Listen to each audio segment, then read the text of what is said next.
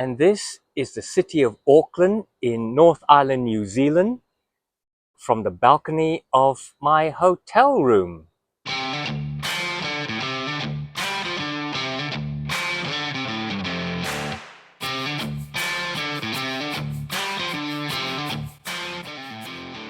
G'day, welcome to Bootlosophy. My name is Tech.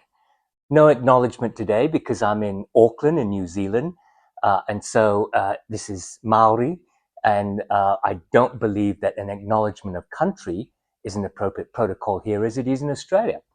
So this is a different set of travel vlogs. I'm doing 3 of them. This first one is an accumulation of what Auckland is like, but this is a boot channel, so I thought I'd show you what boot I'm wearing. Now, in an earlier video where I talked about what I was packing, I did say that I was going to wear a pair of R.M. Williams gardener boots, but actually I've brought along the Goodwood. This is in a sort of brown bark nubuck, which I have to say I think I prefer in terms of its look because it's a kind of weathered, distressed look. It's also fairly versatile because in this color you can wear it with jeans and with the Flint and Tinder green pants and grey pants that I'm wearing. So it's fairly casual here in Auckland as it is in Perth in Western Australia. So I'm wearing these very stout walking boots for walking in the city. Nice sort of V-bar sole that you get, which is it's an R.M. Williams proprietary sole. You can see the longhorn symbol, but I'm not sure if it's made for them by a company like Vibram. It's a 360-degree Goodyear welted boot, whole cut as is traditional R.M. Williams. Very comfortable. It is a comfort Goodwood, which means that the inside has a pour-on insole on top of, I believe, a leather midsole, and then the full rubber outsole. Very comfortable, and I'll show you some shots of me walking around Auckland in them. Now, before we go on, let me remind you that if you like this video, please click on the like button, and if you're not subscribed, this is a very strange video. I usually review boots, but this is a vlog on traveling with boots. So if you like this, go and look at my other content and then subscribe if you like that. So let's go on from there. Oh, and before we go on, let me just introduce you to my other channel that I've got on YouTube called techo.com. It's a leadership and management channel, and I'd love it if you go and see it. And for my subscribers and followers, can you do me a favor? Go over, subscribe to that channel. I hope you like it. That'll help me get my numbers up over there. It'll get the algorithm to work out and send it out to more people. And then hopefully the other people who see it do like leadership and management topics and they'll subscribe for good. But hey, don't let me put you off. You might actually like that channel. techo.com. Go check it out. It was a 9-hour journey from Perth to Melbourne to Auckland. One of the first things we noticed when we arrived was the bilingual nature of everything. Like New Zealand really embraces its different cultures, which I find really refreshing. Even on the buses.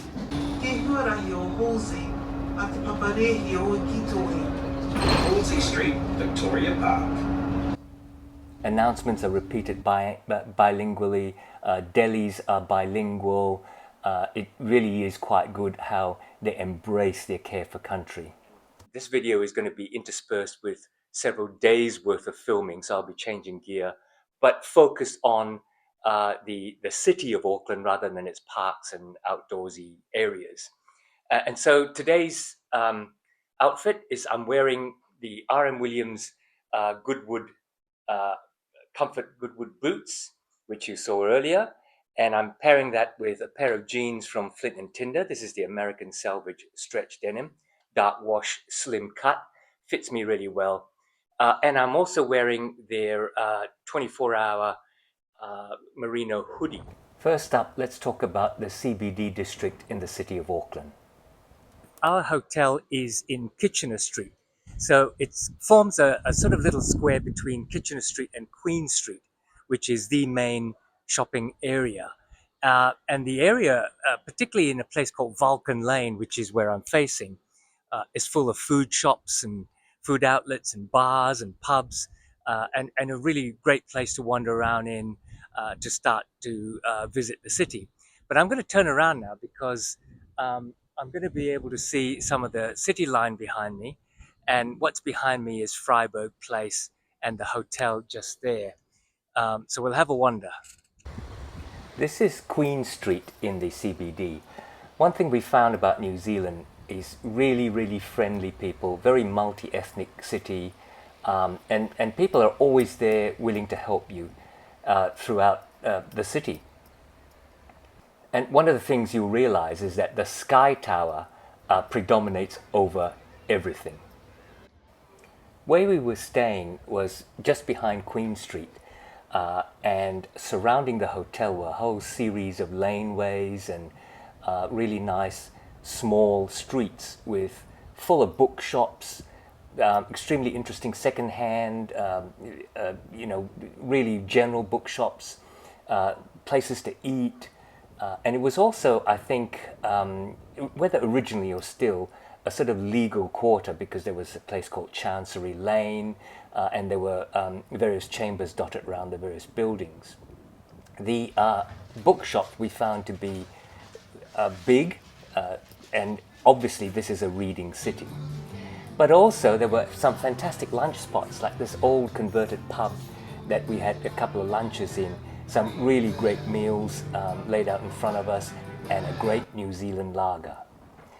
It can also get very windy, so often you need the extra layer of a shirt on top of your t-shirt or the hoodie.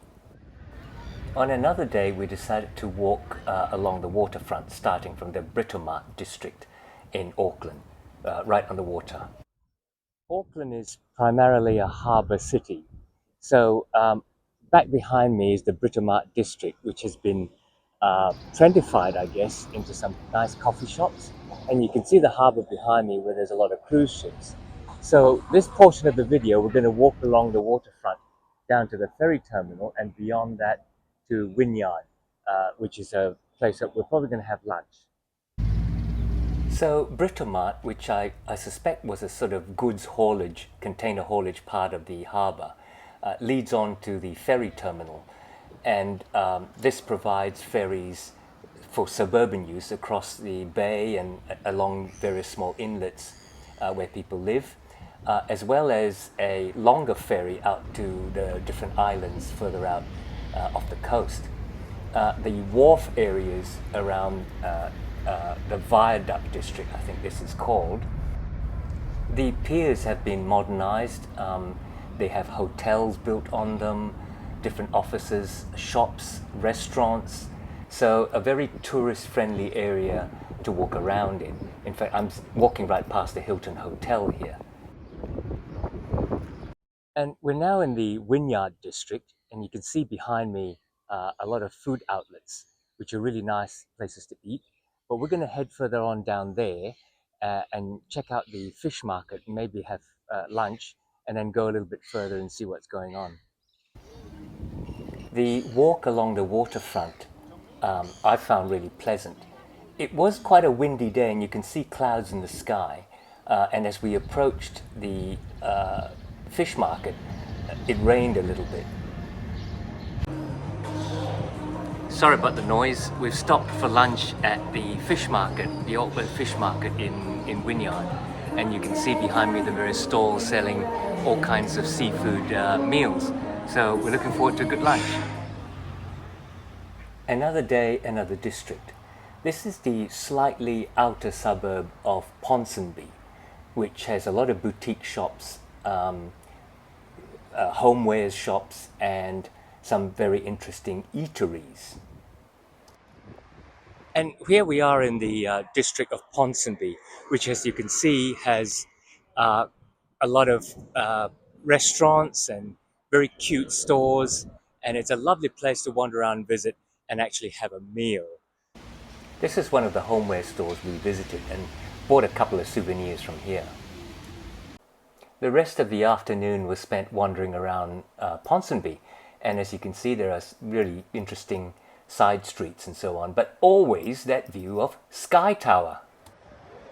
And so, of course, one day we had to go up the Skytower, and here it is. You take the lift elevator up. It's one of the tallest buildings in the Southern Hemisphere, and the walkways are impressive.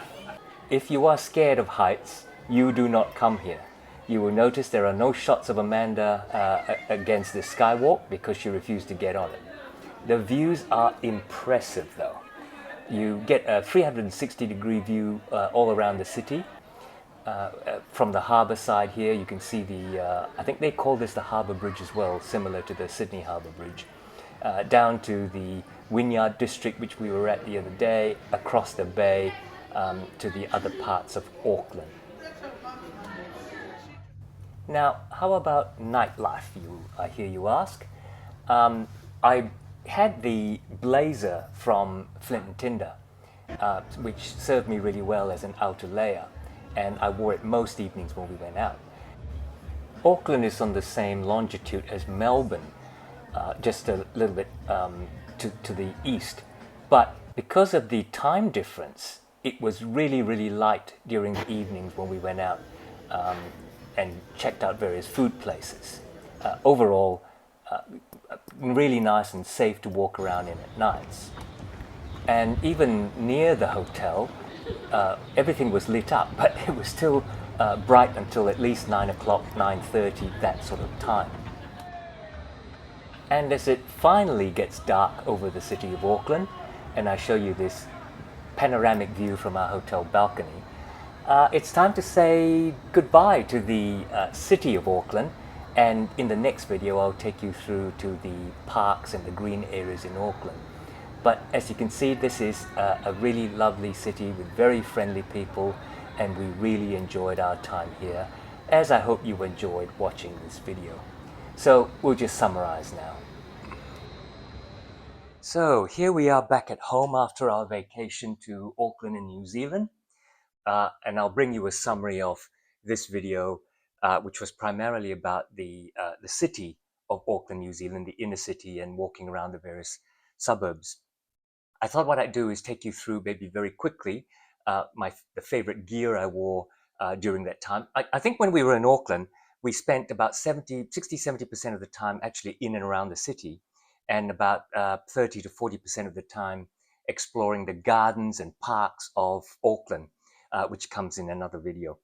And in that sort of city atmosphere, that probably the two pieces of clothing that I wore the most are here. And for those of you who are not aware, my wife originally challenged me because I talked so much about how Huckberry sort of fits my personal style.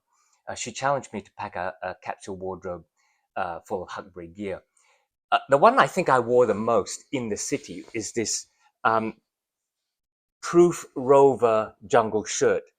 It's in a green color. I really like the shirt because it was very, very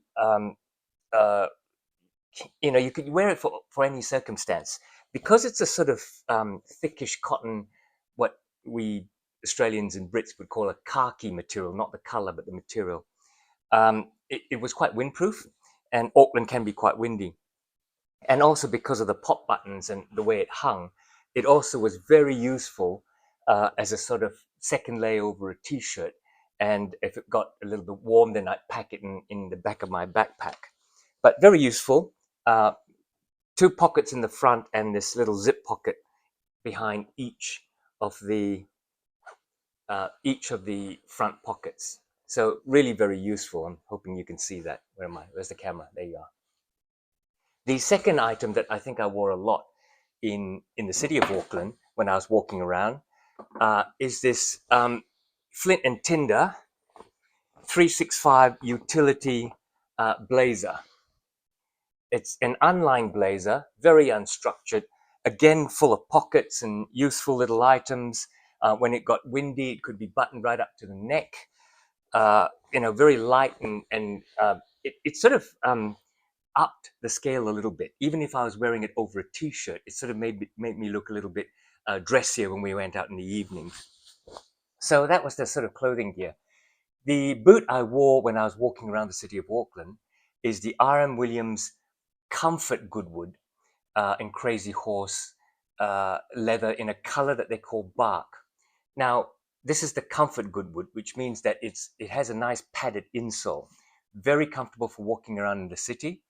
Uh, it has a wider last than the Craftsman or the Comfort Craftsman, so it's the Craftsman boots tend to have a narrower last with a wedge pointy toe. This is nice and rounded and therefore very comfortable to walk around in. You know, these boots were practically new when I took them to New Zealand. I find RM Williams don't need a lot of break-in, even with the thick sort of rubber outsole that you have here, and the leather midsole in this case, and also a 360-degree storm welt. So weather resistant, really useful. But they were quite new when I took them to New Zealand, because although I had them for several months, I think I wore them maybe 5 or 6 times. You can see how clean the outsole is. So being able to wear them for a good 7 days straight, 6, 7, 8 days straight, uh, was good to feel it sort of start to break in and loosen up. And I think you can see also the wear in that bark there, and you can see the sort of shine that my pants put on the edge there, the rolls that have started to form, and this crazy horse leather just patinas really well, particularly if you wear it not necessarily hard. I mean, you can wear it as a work boot, but I wear this as a casual walk around town boot. Crazy Horse is, of course, it's actually a grain leather. It's not a split like suede. What it is they do sand the usually shiny side of leather so that you get the sort of nap a bit like nubuck, and then in the tanning, it's oiled and waxed really heavily, so it has that protective cover. It's called Crazy Horse not because it's made of horse leather; it's bovine leather. It's called Crazy Horse because it's used a lot in saddlery and tack, horse tack, because it's so wear proof in that category, and you can see the sort of wear is coming on really nicely. All right, so how did this boot perform? Very comfortable because of the comfort Goodwood. The V-bar rubber was really excellent on grip. It rained a few days, wasn't slippery at all because it gripped really well. The last, as I said, was really comfortable, broke in super easily, and I think this was capable of fitting in with nice clothing at nights, or just being out rough and walking around the suburbs and doing rough things like shopping. uh, a really comfortable boot, and I have no hesitation in wearing this in similar occasions all day if necessary. So there you go. That's a summary of this video. Watch for the next one, where I'm going to focus on the parks and the green areas around the city of Auckland. I didn't go far out. And in that, you will get to see what other gear I wore in sort of the outdoor areas and the Russell Moccasin backcountry. So don't forget to like and subscribe. Keep watching, and I'll see you next time.